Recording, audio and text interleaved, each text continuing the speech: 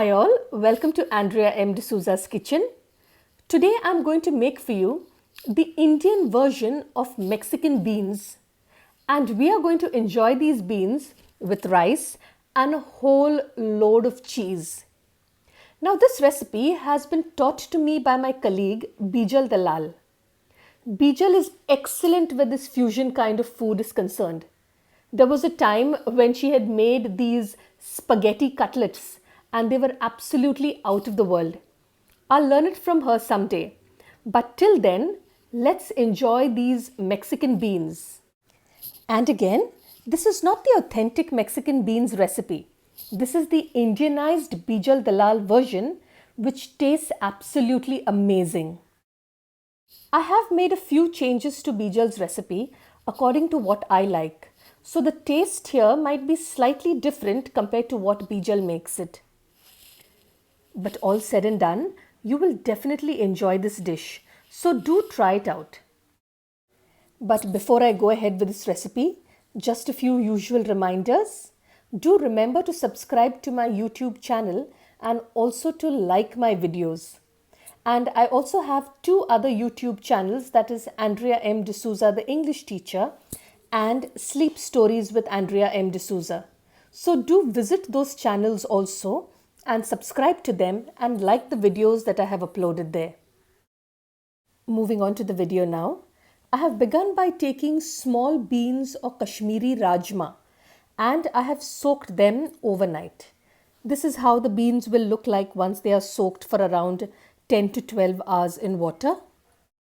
Make sure you wash them well and then put them in a pressure cooker and little bit of water, say around half a glass of water and salt, and pressure cook it for one whistle.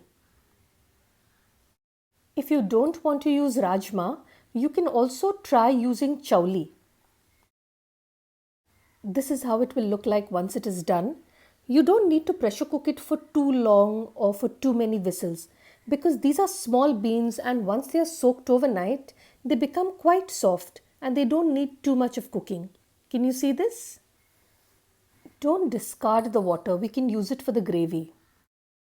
Next I've taken 3 medium-sized onions, neither too big nor too small, and around 7 to 8 large tomatoes. Remember that the number of tomatoes have to be double than that of the onions, and you can add 1 or 2 more if you like. I've chopped them with a vegetable chopper because I wanted them to be really very fine, because later on I don't want to grind my sauce. I want to have bits of tomatoes and onions in them. It's okay if you don't remove the skin or the seeds, that's fine with it.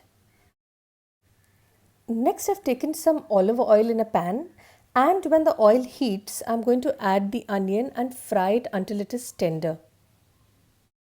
According to Bijal's recipe, you need to add the garlic paste to the hot oil first and then add the onions. But I do the opposite, where I first add the onions and then the garlic paste. In case you are adding the garlic paste to the hot oil, make sure that you keep shaking it continuously so that it doesn't burn. Now when my onions are a little tender, I'm going to add around a tablespoon of grated or crushed garlic. And I'm going to add around a teaspoon of chili paste or crushed chilies. Now, according to Bijal's recipe, she adds a lot more of chilies because she loves chilies. But I have reduced the chili content here because my family doesn't like chilies too much. So anyway, I'll fry it for another 3 or 4 minutes. I'll add 1 or 2 bay leaves or tej patta. Bijal's recipe does not have these bay leaves, but I like the taste, so I add them. After a couple of minutes, I'll add my finely cut tomatoes and I'm going to let them cook on a medium flame until the tomatoes become a bit mushy. Now once the tomatoes begin looking like this, I'm going to add around half a teaspoon of freshly crushed pepper and another half teaspoon of white pepper powder. I'll also add around 1.5 to 2 tablespoons of red chili powder or chili flakes and half a teaspoon of sugar. Now Bijal's recipe does not include sugar, but I like the flavor, so I add it. At this point of time, you can also add some salt if you'd like. Mix it all well. Again, let this be on a medium flame. You can also take your spoon and spatula and try and crush the tomatoes and onion a bit so that it becomes more like a paste consistency. I'm now going to add around 3/4 of a glass of water. You can also add 1 glass of water if you'd like. And then I'm going to lower the flame to less than medium and cover it and let it cook for around half an hour. I like to cook it on a low flame so that it pulls in the flavors. And the longer you cook, the better the consistency of your sauce. This is how it will look in around 15 minutes. I'll crush it a bit more. I'll then cover it and keep it aside and let it cook for another 15 minutes on low flame.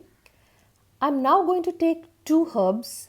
One is oregano, that is around half a teaspoon of dry oregano, and Bijal's special tip, that is around half a teaspoon of ajwain or carom seeds. Now the flavor of ajwain when mixed with oregano gives you an excellent taste, so do try it out. My suggestion is put the ajwain and the oregano in the palm of your hand and use the thumb of your other hand to crush it and then add it to your sauce. I can't show it to you right now because I have my camera in one hand and I need to use 2 hands to crush it. Once you've added your herbs, cover it again and let it cook for another 15-20 minutes. I know I'm using a long time to cook the sauce, but trust me, the slower you cook your sauce, the tastier it turns out. Some people like to grind this sauce, but I don't think there's any need for this. This looks perfect as it is right now. This is how your sauce will finally look. Doesn't it look amazing? This sauce can be used for pastas, it can be used for pizzas. It is a rather multi-purpose sauce. So you can store it and keep it and use it whenever you'd like. Take half the sauce and keep it aside for next time, and to the remaining half I'll add the rajma and water which I had kept aside earlier. I'm going to mix it well and put it in a cooker and let it cook for another 2 whistles. You can also put it in a normal pan and lower the flame and cook it for another 15-20 minutes if you like. But since I wanted to do it a bit quickly, I put it in a cooker. I'll now take my serving dish and in that I'll add around 2.5 or 2 cups of boiled rice. I had boiled this rice and kept earlier, so I'm going to add a nice thick layer. Once I've added the rice, I'm going to drizzle a bit of olive oil on top of it. This is not part of Bijal's recipe, this is mine. Then I'll add this entire rajma and sprinkle a thick layer of cheese. This is one thing that Bijal and I have in common. We both love cheese and we are extremely generous where cheese is concerned.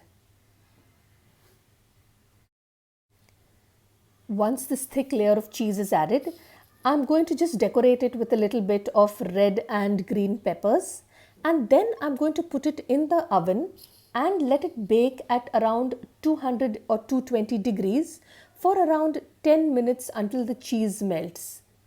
It doesn't need to cook longer. Can you see the cheese melting in the oven? This is how it needs to look, slightly melted with a slightly brown color. And there you go, your dish is ready. Doesn't this dish look absolutely perfect? And you have Bijal Dalal to thank for it, because this is her fusion recipe. So do try it out and let Bijal and me know how much you enjoyed it. We will be looking forward to your SMSs, the photographs of the food that you cook, as well as your calls. So do give us your feedback and definitely try it out. And yet another reminder, do remember to like my videos and to subscribe to my YouTube channel. Have a great day ahead and enjoy these amazing Mexican beans with rice.